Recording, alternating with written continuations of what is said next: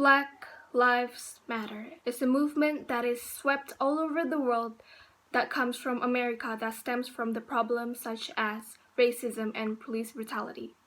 One particular slogan has made its way to ties with the movement. That slogan is Defund the Police. Good afternoon, ladies and gentlemen. I'm Regina Pramesti. And I will argue as the opposition team for this motion, that is, this House prefers the strategy of pushing for institutional reform to address police abuse and misconduct rather than defunding the police. Ladies and gentlemen, I will start my argument with the definition of defunding the police. Defunding the police sounds radical. But it is not. Defunding the police simply is taking out 1% or scoping out the responsibilities of the police and prioritizing our basic needs and public safety, ladies and gentlemen. Now, the target that we're trying to reach by defunding the police, ladies and gentlemen, is that if we look at the government, America's government, most of their funds, most of the state funds are for the police department. They completely ignore housing and healthcare and prioritize police.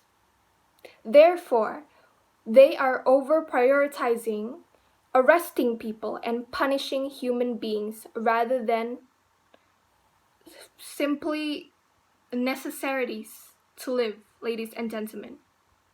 Now, with that kind of fund happening or overpricing the fund of police, ladies and gentlemen, a lot of things happen. A lot of things include under and over policing. Now, let me explain.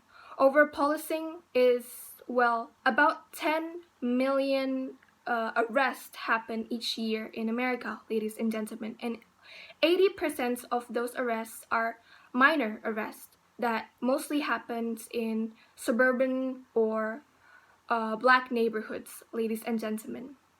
That is overpricing, over-policing, ladies and gentlemen. And what is under-policing? Well, 5% of those 10 million is actual arrests or actual crimes that are happening, violent crimes, ladies and gentlemen. So with those funds, with those funds goes to the police. A lot of police are misarresting and over-policing and ignore or a lot more minor offenses happen than actual violent offenses. Does that sound effective, ladies and gentlemen? No.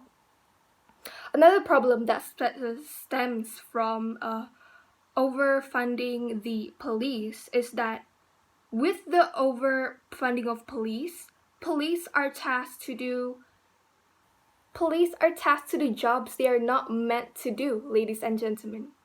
The government, the people, and overall, almost everyone depend on the police for almost everything, ladies and gentlemen.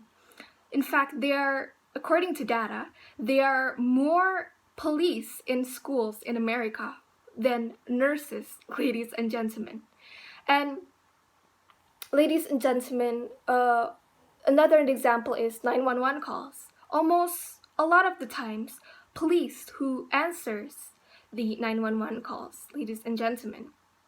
Well, if we could see again through the violence or crime rates, ladies and gentlemen, one out of 4 people that the police arrest have mental health issues. Yet, when we pick up the 911 calls, they're police who are tasked to more punishing people rather than helping people. So when a mentally unstable person picks up or calls 911 asking for help, there's only a police that doesn't know anything about helping people.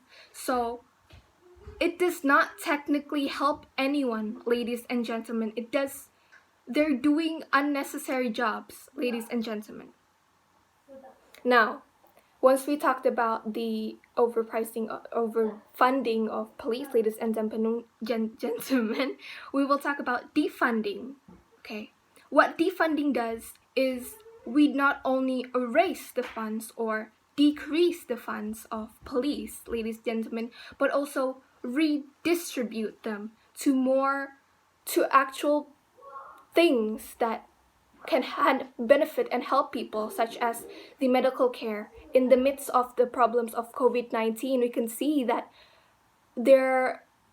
people are running out of supplies. Doctors, hospitals are running out of supplies for the COVID-19 emergency, but yet the police are always equipped with equipment to fight activists on streets, ladies and gentlemen. With the funding, and we distribute the funding, we could help in more ways. We could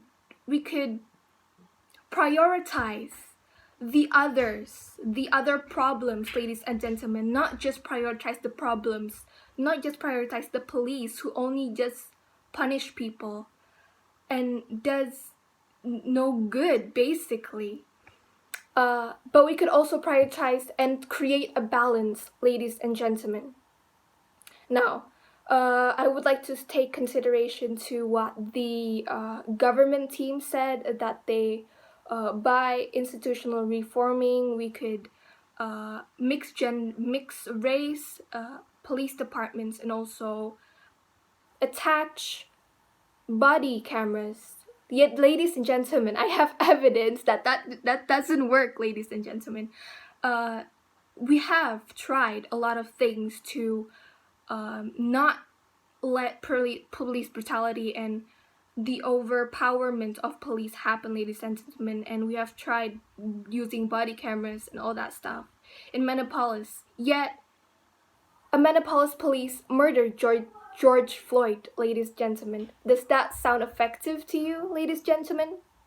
Now, by redistributing and prioritizing other things, prioritizing our basic needs, ladies and gentlemen, we will balance out the problems, ladies and gentlemen. People will not call out for help because someone will steal something, and they will not call for help with the police. Rather than, well, if everyone has their own thing and everyone is balanced and the same, we do not need help. We already helped ourselves and we're already in a good place, ladies and gentlemen. That is my debate for today. Thank you so much for listening, ladies and gentlemen.